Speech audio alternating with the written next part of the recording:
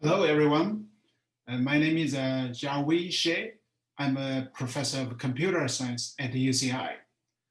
It's my great pleasure to be here today to discuss AI and healthcare. So next, I will share some thoughts on how AI can contribute to healthcare.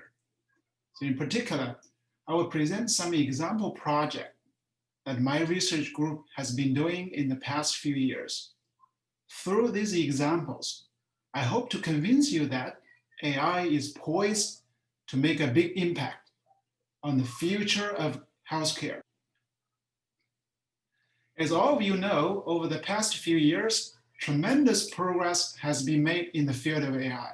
So many AI products have emerged from research labs and became part of daily life. A wide range of apps are now developed based on AI, ranging from movie recommendations, personal assistant, computer games, to speech recognition and autonomous driving.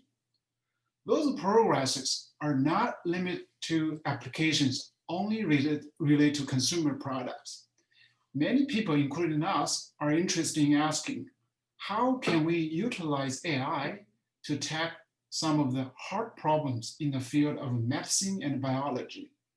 Can we use AI to make quicker and more accurate diagnosis? Can we use AI to find better treatment for disease? Can we have a better understanding of gene mutations to prevent disease? Next, I will present a few example projects. Hopefully, through this project, you will have a better understanding in terms of how we approach these kinds of problems. The first project I will present is on how to use AI to help detect lung cancer early. So lung cancer is the most common cause of cancer-related deaths in men and second most common in women after breast cancer. Low-dose CT scans help assess if a person is at risk of lung cancer or other pulmonary disease. It has been reported that 30% of lung cancer deaths can be reduced with early detection. So how do we do this? So early lung cancer lesions show up as bright spots in the CT scan. And those spots are often referred to as nodules by medical professionals. For early cancer detection, it is crucial to be able to detect those nodules in early stages of cancer development. However, most of these nodules are small, less than 3 millimeters in early stage.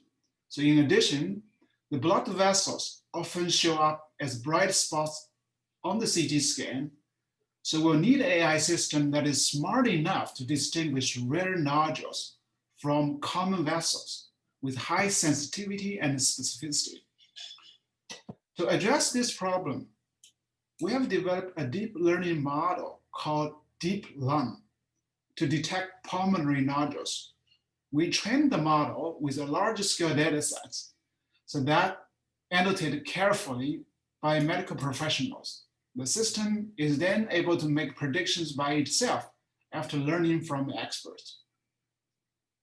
With the deep lung system, we are able to detect nodules within fractions of seconds, and we list them and allow experts to verify them very quickly. We also provide additional quantifications on each nodules, such as the size, the volume, the overall intensity, and the type of the nodules. Assisted by these automated systems, a radiologist can generate a complete report within a few seconds instead of hours. So we also benchmark the accuracy of deep lung against experienced radiologists and found that the AI system actually can outperform medical experts. So in particular, the AI system did much better in pick up those small nodules, and namely those size less than 5 millimeters. And those nodules are crucial for early lung cancer detection.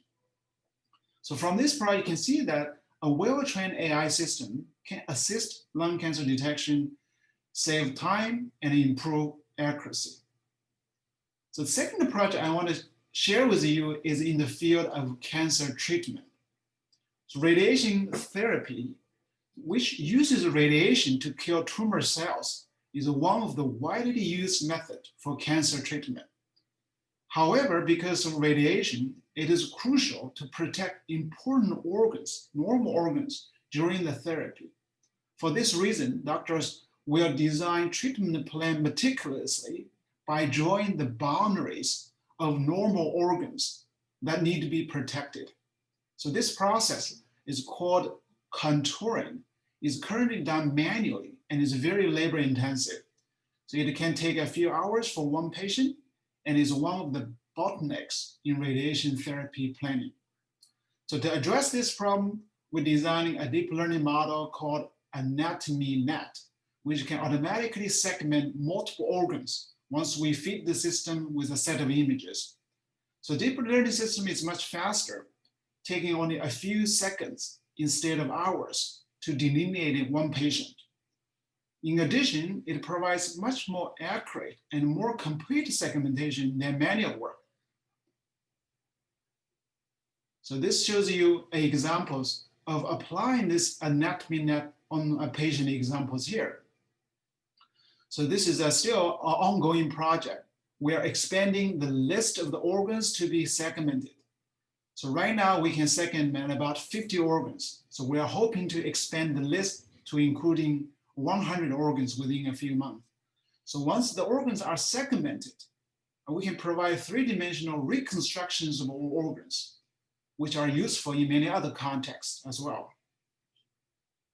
So finally, that we participated recently on using AI to help combat COVID-19. So one of the important observations on COVID-19 is that many COVID patients are asymptomatic or have only mild symptoms. So while others are more severe and require intensive care. So it would be extremely useful if we can classify patients and predict which patients will require hospitalization or intensive care.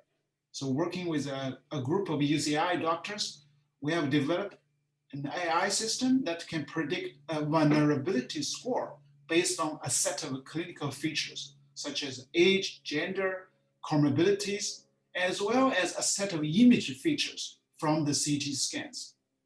So similar to the deep lung system I just described, so we can detect and segment these lesions from the lung here.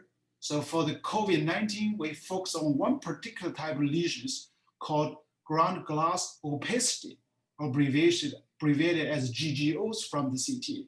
So we found that GGO scores, you can measure them simply as the fractions of the lung regions have these GGO lesions alone can separate patients into mild, moderate, and severe. And this shows you the histograms of the GGO scores in three different categories. As clearly you can see from this histogram diagram is that severe patients usually are associated with a large percentage of GGOs. This is in contrast with mild patients. I show you that some example applications of the AI in medical imaging analysis. I should mention that AI is also widely used in many other healthcare areas. So for instance, in this video, we use AI to analyze body and hand gestures by extracting key points from those hand and body movements. And then we can then analyze motion patterns from the videos here.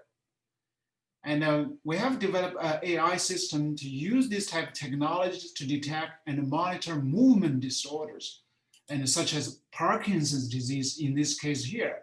And the hallmark of Parkinson's disease is hand tremors, as you can see from this video.